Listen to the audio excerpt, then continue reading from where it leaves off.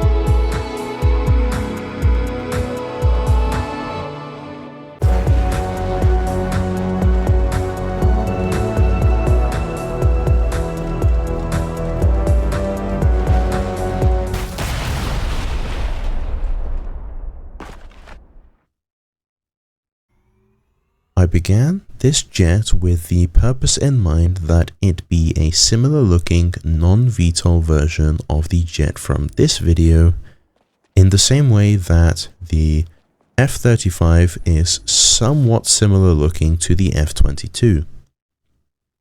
Which is why the nose started out looking somewhat the same. Unfortunately, after building the nose, finalizing the intakes and beginning the wing structure, my imagination had other plans.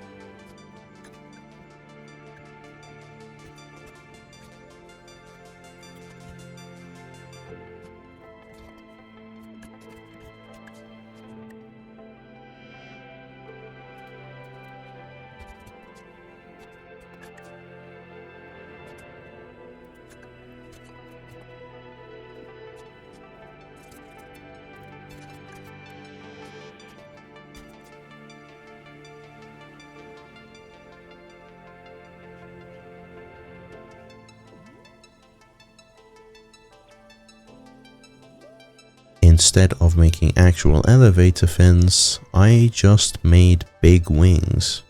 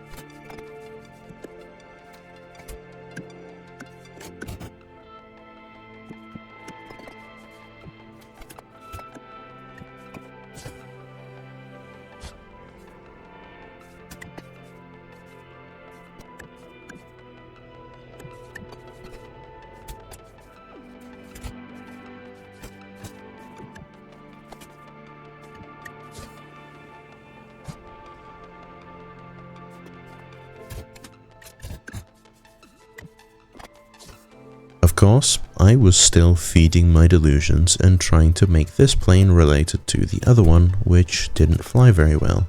So, in desperation for it not to fall out of the sky when trying to go forwards, I packed a lot of thrust into it.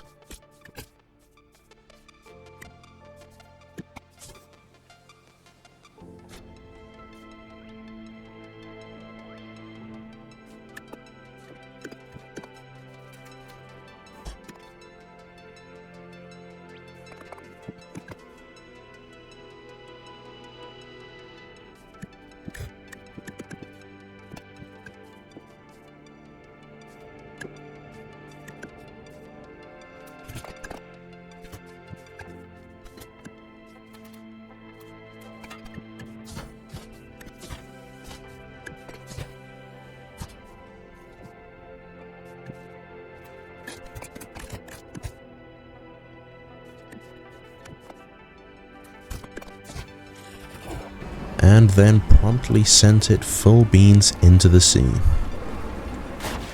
But after adding elevator and aileron flaps to the trailing edge of the wings, drafting a prototype for the vertical stabilizers, and sneaking in a set of air brakes, it actually flew astonishingly well without any tuning at all.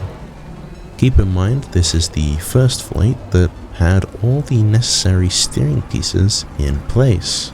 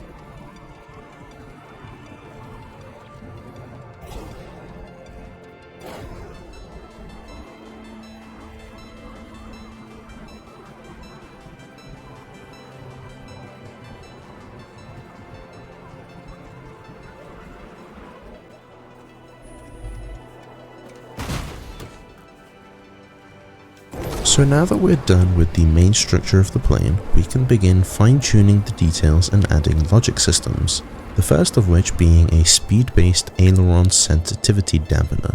It works as follows. To begin with, we have a speed sensor set to trigger within a range, the lower end being standstill and the upper end being a speed that you know the plane won't reach. For me, that was 1000 miles per hour, which is equivalent to roughly 1610 kilometers per hour, or about Mach 1.3. But the speed is irrelevant. It just has to be faster than the plane will ever be able to go.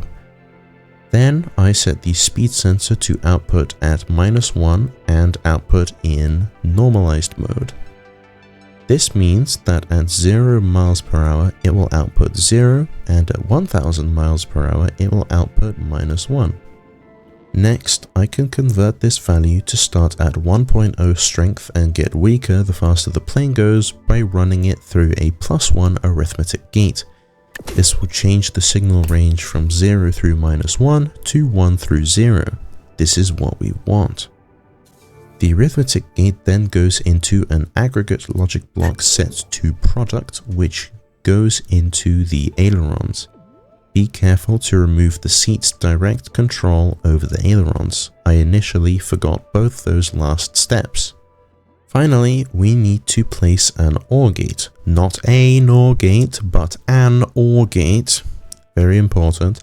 And set its keybinds to A and D. Then hook it into the aggregate block.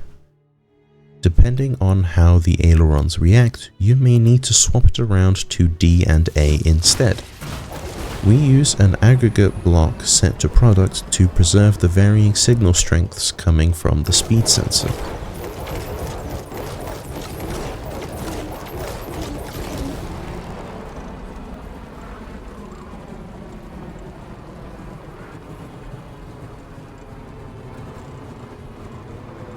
After adding the aileron system, I added a gun. Just one minigun on one side because I thought it looked better than if I were to add two. I didn't test this theory, but I thought it looked exceptionally cool with just one. Obviously, with just one minigun being piston glitched, our drag is going to be off as well as the recoil from it. But I negate these problems by adding small recoil counteractive thrusters and zero dragging the gun and piston.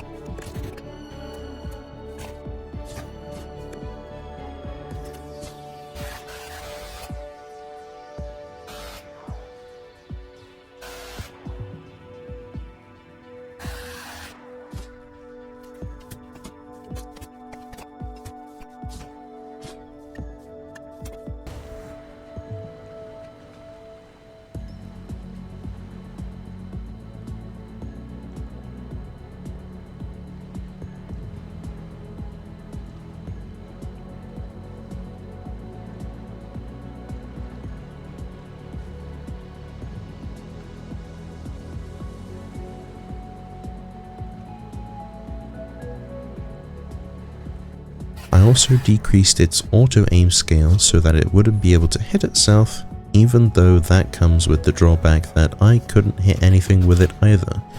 But I accept those terms and conditions. We interrupt this broadcast to ask you to support the channel. If you are enjoying this video so far, please consider leaving a like and maybe even subscribing. It's free and it helps me out immeasurably. You show me that you care and would like to see more, while at the same time also pushing this video to new people who might also like it and do the same, which is just an infinite cycle of happiness and win-wins all around. So smash those buttons for me so we can get back to the video. Perfect. Thank you so much. Now, let's continue with building this jet. After that, I added thrust vectoring, which at the time only assisted in pitch, but the day after completely finishing the build, I decided to add roll assist too. Next, I added the ability to split my thrust to assist the yaw provided by the vertical stabilizers. This is how. Remember to unhook the seat from the thrusters for this to work. To begin, we'll need an OR gate set to our thruster keybind. For me, it is the spacebar. Under that, I placed two NOR gates and assigned them one button each, Q for one and E for the other. They are my yaw keybinds. Next, let's place two AND gates. Run the Q NOR gate into one and the E NOR gate into the other. Run the space gate into both of them. Now, the AND gates will trigger if you press space, and if you're not pressing Q or E, depending on which AND gate you look at. This next step sounds complicated but is rather simple. When you press Q, you want the thruster set on the right side to fire, but the one on the left side to not fire. So whichever AND gate is connected to the Q NOR gate needs to be connected to the thrusters on the left side. The remaining AND gate goes into the thrusters on the right side. Hopefully that makes sense. And that's it, you're done. Unfortunately, this plane couldn't score bonus points by being able to Beyblade on the ground from standstill, but instead already needs a bit of momentum to be able to get going. I later added more thrusters in an attempt to change that, but it was still unable to do so. Instead, I just got better yaw control in the air, which is always welcome. Still pretty cool though, as I could now do maneuvers like this.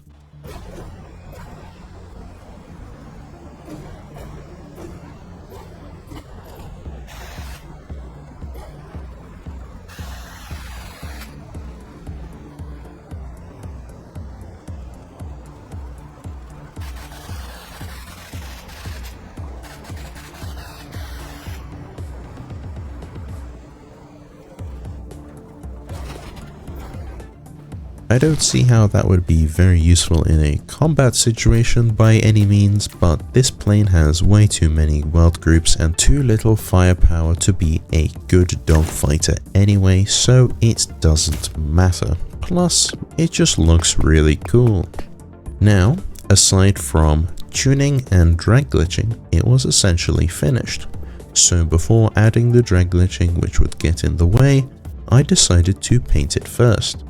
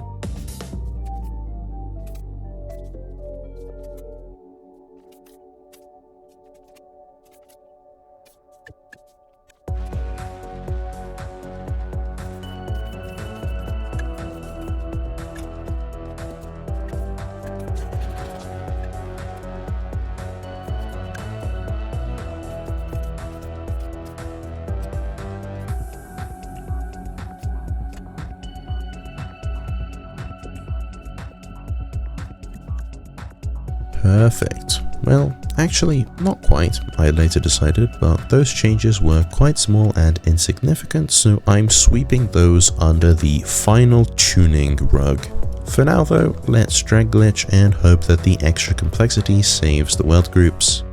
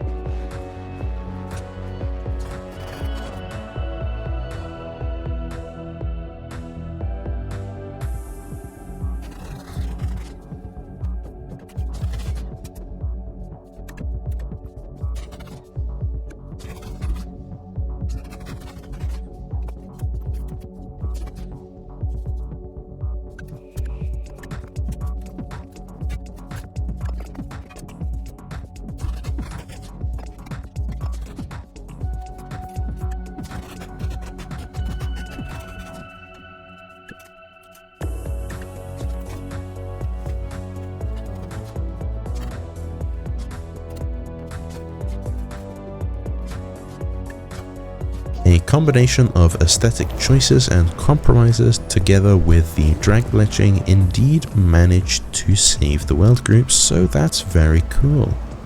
Now I can take it on some test flights and keep making tweaks until I like its flight characteristics. At long last, we're all done, so now let's give it a proper send-off. Thank you all for watching. If you enjoyed, definitely leave a like under this video and subscribe so you don't miss my future uploads. If you have any suggestions for things I could do next, leave them in the comment section down below. My name is Utify and this has been the arbitrary making of a cool jet with some useful features. I'll see you all in the next one.